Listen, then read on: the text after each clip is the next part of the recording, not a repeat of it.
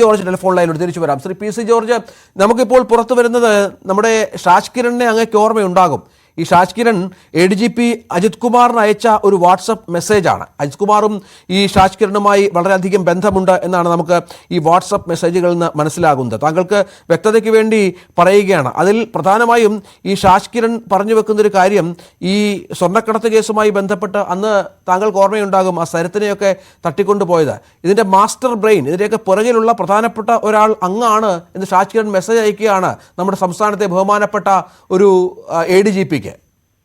ഷാജിക്കാരനാണ് 16 തന്തയാന്ന് ഞാൻ പറഞ്ഞത്. ഞാൻ ഈ ചന്തയുടെ കൂട്ട് അങ്ങനെ മറ്റേ പണി കിടക്കുന്നതിനല്ല എന്നാ തന്തയ്ക്ക് പറക്കാത്തോണ്ട് പറഞ്ഞേരും കേട്ടോ. വേറെ വർത്തമാനം പറഞ്ഞു. ഇവൻ ഏതെണ്ടിയാ അവൻ ഈ ഷാഹിദ്? എനിക്കറിയില്ല അവനെ. അവൻ എവനാണല്ല തന്തയ്ക്ക് പറക്കാത്തവൻ. പൂക്കറിയാൻ തീർത്തു കൊടുക്കും. ഇവരൊക്കെ കാണിച്ച പൂക്കൃത്തരം കേരളം സ്വർണ്ണക്കടത്ത് ഇത് പിണറായി വിജയൻ ADC എത്തേണ്ടി. അതുകൊണ്ടാണ് ഈ വൃത്തിയോട് പറയുന്നത്. ആരാ സ്വർണ്ണക്കടത്ത് ആദ്യം നടത്തിയത്? പിണറായി വിജയനല്ലേ? പിണറായി വിജയൻ തന്നെ ഇവിടുന്ന് ദുബായിക്ക് UAE പോയപ്പോ അത് അന്താരാഷ്ട്ര ബാഗേജ് കൊണ്ടുപോയി. ആ ബാഗേജ് സ്വപ്ന സുരേഷും പിന്നെ കൂട്ടത്തിലൊരാളുണ്ട്. ഞാൻ ഇതെല്ലാം കറക്റ്റായിട്ട് പേരൊന്നും ഓർക്കുന്നു. സരിത്താണോ? ആ സരിത്ത് സരിത്തുകൾ സ്കാൻ ചെയ്തപ്പോ മുഴുവൻ സ്വർണ്ണമാ. മനസ്സിലായില്ലേ? എങ്ങനെ ഇവരങ്ങോട്ട് അയച്ചു സ്വർണ്ണം എന്ന് അറിഞ്ഞിട്ടും. പിന്നെ 22 പ്രാവശ്യം ഇങ്ങനെ സ്വർണം പിണറായി വിജയന്റെ വീട്ടിലേക്ക് കൊണ്ടുവന്നായിട്ട് ഈ സ്വപ്ന സുരേഷും സരിത്തും തന്നെ എന്നോട് പറഞ്ഞിട്ട് ഞാൻ പത്രസമ്മേളനം നടത്തിയിട്ടുള്ള നിങ്ങൾ പഴയ പത്രസമ്മേളനം എടുത്ത് നോക്കിയാൽ അറിയാം. രാജികരനും പിണറായി വിജയനും കാണിക്കുന്ന പെണ്ണും പിടിച്ച് കിടക്കുന്നവനൊന്നുമല്ല. ഇതൊക്കെ മറുപടി പറഞ്ഞ അവനെ ചെവുകുറ്റിക്കരിക്കാത്ത എന്നോട് പറഞ്ഞേരെ. എന്നെപ്പറ്റി അവൻ സിനിമാ ലോകത്ത് അന്തയ്ക്ക് വർക്കാത്തരം കാണിക്കുമ്പോൾ എന്നെപ്പറ്റി വൃത്തി പറഞ്ഞ അവനെ പണിയാൻ തീർത്ത് കളി പറഞ്ഞേക്കാം. ഇദ്ദേഹം ഈ മെസ്സേജ് അയച്ചിരിക്കുന്നത് ഈ അതായത് പിണറായി വിജയനെയും ഒക്കെ കൊടുക്കാനുള്ള ശ്രമം ഉണ്ടാകുന്നു, അതിന്റെ പിന്നിൽ PC ജോർജും സരിതയും also playing in the game എന്നൊക്കെ പറഞ്ഞാണ് ഈ ADGPക്ക് മെസ്സേജ് അയച്ചിരിക്കുന്നത്. ഞാൻ ഈ കാര്യത്തൊന്നും ഇടപെട്ടിട്ടേ ഇല്ല, എനിക്ക് അറിയില്ല. ഞാൻ ഇപ്പൊ ഒരു വർഷമായിട്ട് ഒരു കാര്യത്തിൽ ഒരു വർഷം കാര്യം ജനുവരി മാസം മുതൽ ഒരു കാര്യത്തിൽ ഇടപെടാറില്ല.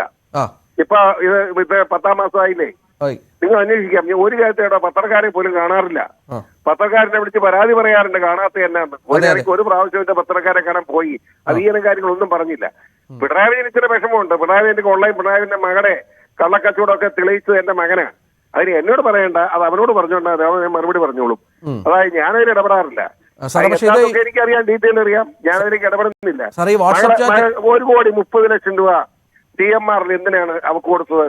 എന്ത് സേവനം അവർക്ക് കിട്ടിയേ? അവിടെ സേവനം കിട്ടുന്ന ഇവനല്ലേ, നമ്മുടെ റിയാസിന്. ആ സേവനത്തിന്റെ ഭാഗമാണല്ലോ അവൻ കിട്ടിയത്.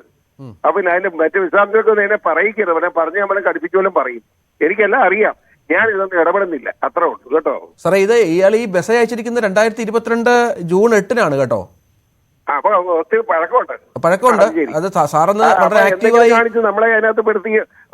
അന്ന് ശക്തമായിട്ട് പിണറായിക്കെതിരെ സ്ട്രോങ് നിലപാട് സ്വീകരിച്ചിരിക്കുകയായിരുന്നല്ലേ ഞാനീ. പിണറായി വിജയന്റെ കണ്ടുപിടിച്ച് കിടക്കുന്ന തെണ്ടിയായി ഷാജികരൻ. ഇവനെപ്പോലെ തെണ്ടികളൊക്കെ സിനിമാ ലോകത്ത് നിൽക്കുന്നില്ല എന്റെ ദൈവമേ.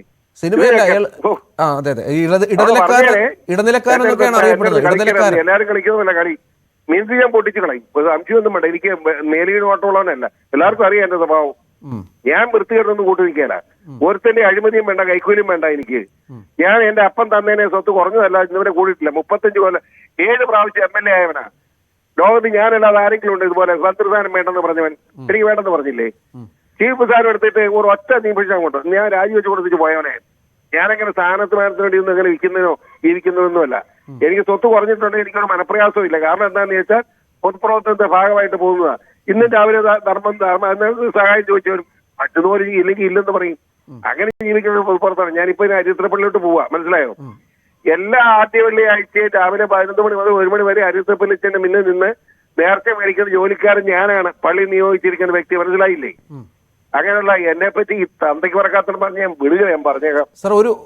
ഒരു സമീപകാലത്തെ ഒരു കാര്യം ചോദിച്ചോട്ടെ. ഈ ADGPക്കെതിരെയുള്ള വെളിപ്പെടുത്തലൊക്കെ ഉണ്ടല്ലോ, ഈ നമ്മുടെ ഈ MLA-യുടെ PV അൻവറിന്റെ, അതുമായി ബന്ധപ്പെട്ട അന്വേഷണമൊക്കെ ഉണ്ട്. എവിടെയെങ്കിലും എത്തുമോ അത്? അന്വേഷണം എത്തിക്കാനുള്ള വഴിയിലേക്ക് അന്നേരം ഞാൻ ഇടപെടാം. ഒരു സംശയം വേണ്ട, അന്വേഷണം എത്തിക്കും. അൻവർ പറഞ്ഞത് മുഴുവൻ 100% സത്യമാണ്. KTL-ലൊക്കെ ഇട്ടേച്ച് പോവാം. പക്ഷെ എനിക്കിട്ട് ഞാൻ കയറി പിടിച്ചിട്ടില്ല. പിടിച്ചാൽ ഇട്ടേച്ച് പോകുന്ന പ്രശ്നമില്ല. നോക്കി നിൽക്കുക. അന്ന് പിടിക്കുമ്പോൾ ഞാൻ ഷാജിറിനെ പിടിച്ച് കാണിച്ചു തരാം. പിന്നെ ഒക്കെ സൂക്കട് ഞാൻ തീർത്തു തരാം. ധൈര്യമായിട്ടിരുന്നു. ആദ്യം പറഞ്ഞതുപോലെ ഒരു വർഷമായ നിശബ്ദതയുണ്ട്. ഇത്ര വലിയ രാഷ്ട്രീയ സംഭവവികാസങ്ങൾ കേരളത്തിൽ നടക്കുമ്പോൾ ഇടപെടേണ്ട ഒരാൾ കൂടിയാണ് ശ്രീ PC ജോർജ്. പലപ്പോഴും ഇടപെട്ടിട്ടുമുണ്ട്. മനസ്സിലായല്ലോ. ഞാൻ എന്റെ മര്യാദ കൊണ്ട് അടുത്ത തലമുറ നോക്കട്ടെ എന്നിട്ട് മാറി നിൽക്കുന്നവനാണ്. അപ്പൊ എന്നെ ജീവിക്കാൻ സമ്മതിക്കാൽ ഇപ്പൊ നീ ഇടപെടേണ്ടി വരുമല്ലോ. അത് ചിലപ്പോ ഇടപെട്ടേക്കാം. പിണറായി വിജയൻ അറിയാം ഞാൻ ആരാണെന്ന്. ചോന് പിണറായി വിജയനെ പറ്റി നല്ലത് പറയുന്നതാണ്. ഏതാണെന്നറിയോ? ഇലക്ട്രിസിറ്റി മന്ത്രിയായി ഇത്ര നല്ല മന്ത്രിയില്ല. പക്ഷേ ആളെ മുഖ്യമന്ത്രിയായി, കൈക്കൂലി അഴിമതിയായി, മകളായി, മകനായി എല്ലാം മുടിച്ച് നശിപ്പിച്ചില്ലേ? ആരോട് പറയാന്? കേരളത്തിന്റെ കഷ്ടകാലം. പിന്നെ സഖാക്കന്മാരുള്ളത് കൊണ്ടും ഇവിടുത്തെ മുസ്ലിം പാവങ്ങളെ, ഈ ഭീകരവാദികളെല്ലാം കൂടെ മുസ്ലിങ്ങളെ തെറ്റിദ്ധരിപ്പിച്ച് വെച്ചിരിക്കുന്നത് കൊണ്ടും ഒക്കെ പിടിച്ചു നിൽക്കുന്നതല്ലേ ഉള്ളൂ. ഇതൊന്നും അധികം നാളെ നിൽക്കില്ല. സംശയമൊന്നും വേണ്ട.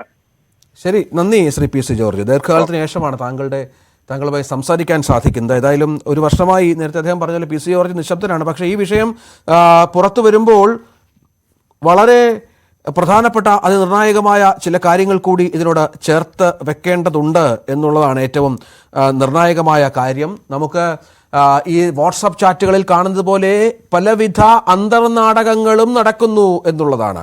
പലവിധ അന്തർനാടകങ്ങളും ഈ സ്വർണ്ണക്കടത്തുമായി ബന്ധപ്പെട്ട് ഉണ്ടാകുന്നു എന്നുള്ളത്